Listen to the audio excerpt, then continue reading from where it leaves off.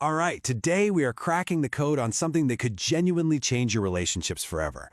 We're talking about the 5 love languages, a totally game-changing idea from Dr. Gary Chapman. So let's dive right in. Have you ever been in this spot? It's so frustrating, right? You're giving compliments, you're working hard, you're helping out, buying gifts. You feel like you're firing on all cylinders. But for some reason, your partner still feels, I don't know, distant, unloved. You're left thinking, what more could they possibly want? Well, the answer might be a lot simpler than you think. So here's our game plan. First, we're going to look at why this communication gets so tangled up. Then, we'll get into this idea of speaking different languages of love. After that, we'll break down all 5 of them, help you figure out your own, and finally, talk about how to keep that love strong for the long haul. So let's start with that frustration, because it's real. You are genuinely trying to show love. You pay the bills, you do the chores, you say nice things. But here's the thing, if those actions aren't what your partner needs to feel loved, it's like all your efforts are just getting lost in translation. And this brings us to the absolute core of it all. The reason for this huge disconnect usually isn't about a lack of love or a lack of effort. It's because you and your partner might be speaking completely different love languages. You're sending out love signals in one way, but they're tuned to a totally different frequency.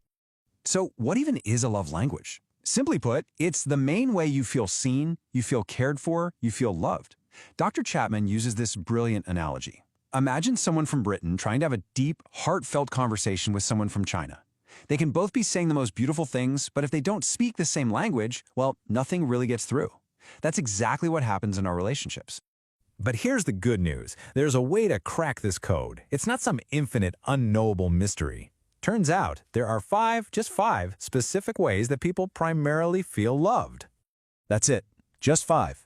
Now look, most of us appreciate all of these in some way, but almost everyone has one primary language that speaks to their heart more than all the others combined. So let's break them down one by one. First up, we've got words of affirmation. For people whose love language is this, words are, well, they're everything. Unsolicited compliments mean the absolute world to them.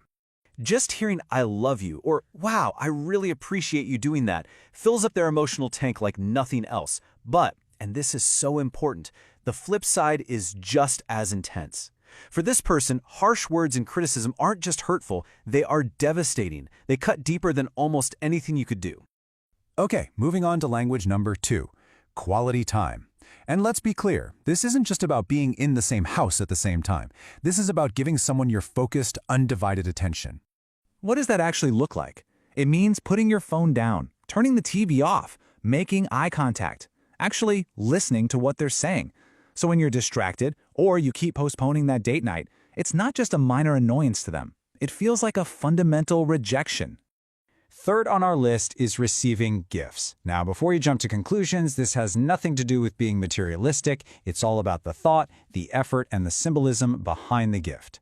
You see, for this person, a gift is a tangible, visual symbol that says, "I was thinking of you." The price tag is completely irrelevant. It could be a wildflower they picked on a walk. But on the other side, missing a birthday or giving a thoughtless, last-minute gift can feel like a message that you just don't care. Number 4 is acts of service. For someone with this love language, that old saying is 100% true. Actions speak louder than words. Love is shown by doing things you know your partner would like you to do. We're talking simple stuff, like taking out the trash, doing the dishes, paying the bills on time. It's all about easing their burden. And that's exactly why laziness or breaking a commitment to help them out feels like such a personal slap in the face. And that brings us to our 5th and final language, physical touch. This is all about communicating emotional love and a sense of security through touch. And it is so important to understand this isn't just about sex. It's the simple things. Holding hands while you walk, a hug the minute you get home from work, a hand on their shoulder as you pass by. That physical presence creates security. And that's why neglect, or of course abuse, is just so uniquely destructive to someone with this language. Okay, so you've heard all 5. The big question now is, which one is you? While you might appreciate all of them, one of them is probably your native tongue. So let's figure out how to find it. Here are 3 really powerful questions to ask yourself. First, think back to your childhood. What did your parents do that made you feel truly, deeply loved? Second, look at your own behavior now. What's your go-to automatic way of showing love to other people? We almost always try to give love in the way we most want to receive it. And third, and this one's a big one, what has hurt you the most in past relationships? The thing that a partner did or failed to do that cut you the deepest. That pain is a giant clue. Of course, knowing your own language is just half the equation. The next crucial step is figuring out your partner's. And there is one golden rule here. Do not assume. This is the biggest mistake we all make. We love others the way we want to be loved. The only way to really know for sure, you got to ask them, talk about it, or even better, have them take the official quiz online. So, once you know your language and you know your partner's language, the last step is to turn all this knowledge into real, consistent action. And to help us do that, Dr. Chapman gives us this really powerful metaphor. He calls it the love tank. Just think of it like the gas tank in your car. To keep your relationship running smoothly, especially when you hit a rough patch, that tank needs to stay full. Speaking your partner's primary love language is how you fill it. But if you let it run on empty, eventually you're going to find yourself stranded on the side of the road. And this all leads to what I think is the most powerful takeaway from all of his work. We tend to think of love as this magical feeling we have no control over. But Dr. Chapman's radical idea is that real, lasting love is a choice. It's an action. You can choose to speak your partner's language, even on the days you don't really feel like it. And the incredible part is, if you commit to the action, the feeling of love often follows.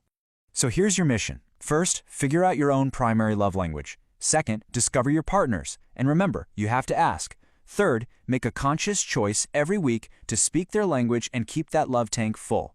Because the ultimate lesson here is this: love isn't just something that happens to you, it's something you do every single day.